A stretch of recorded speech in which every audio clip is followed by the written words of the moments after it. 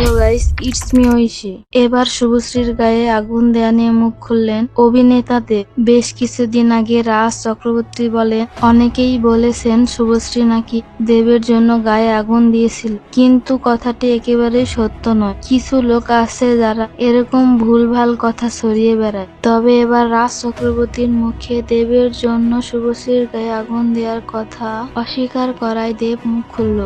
দেব বলে, আমি জানি শুভশ্রী আমাকে মন থেকে ভালোবাসে এবং কি শুভশ্রী তার জীবনের চাইতেও বেশি আমাকে ভালোবাসে। তবে আমি ভুল করেও ভাবিনি শুভশ্রী এত তাড়াতাড়ি বিয়ের পিঁড়িতে বসে পড়বে।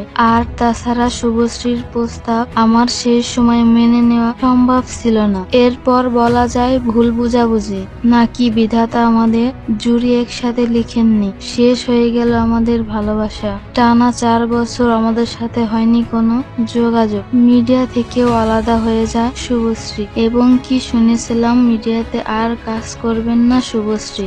বুঝতে পারতেছিলাম না তখন আমি কি করব।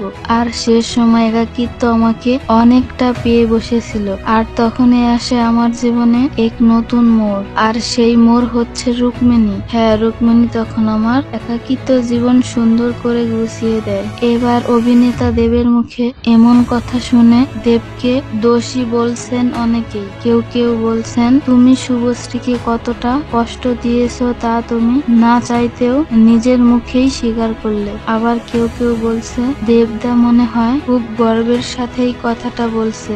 আবার কেউ কেউ বলছে দেব আমার সবচেয়ে পছন্দের নায়ক ছিল, এখন শুধু দেবের প্রতি ঘৃণা। এদিকে আবার কেউ কেউ বলছেন শুভশ্রী যোগাযোগ করে নাই, আপনি তো যোগাযোগ করতে পারতেন, আপনি কেন যোগাযোগ করেন নাই। দেব ঠিক করেননি, দেব কাজটা ঠিক করে নাই, দেবই দোষী। ও ভিউয়ার্স, আপনাদের কি মনে হয় এখানে কে দোষী? কমেন্ট করে জানান। আর আমার এই ভিডিওটি ভালো লাগলে ভিডিওটি লাইক দিয়ে চ্যানেলটি সাবস্ক্রাইব করে রাখতে পারেন এরকম সব নিউজ সবার পরে পেতে।